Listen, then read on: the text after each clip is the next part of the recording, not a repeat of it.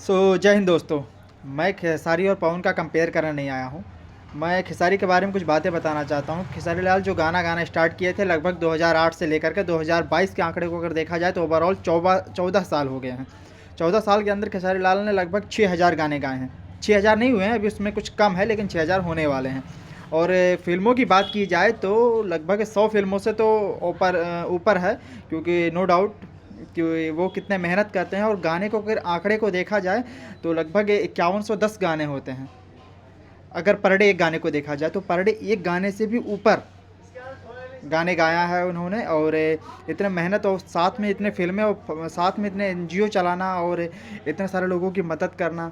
और एक गाने की शूटिंग भी एक जगह नहीं करनी है, ओवरऑल पूरे इंडिया मिलाकर, या इंडिया से कुछ गाने होते हैं जो बाहर भी शूट किए जाते हैं। तो आप खेसारी लाल के बारे में, उनके गाने के बारे में और भोजपुरी इंडस्ट्री के बारे में क्या सोचते हैं, कमेंट बॉक्स में ज़रूर बताइएगा। मिलते हैं अगली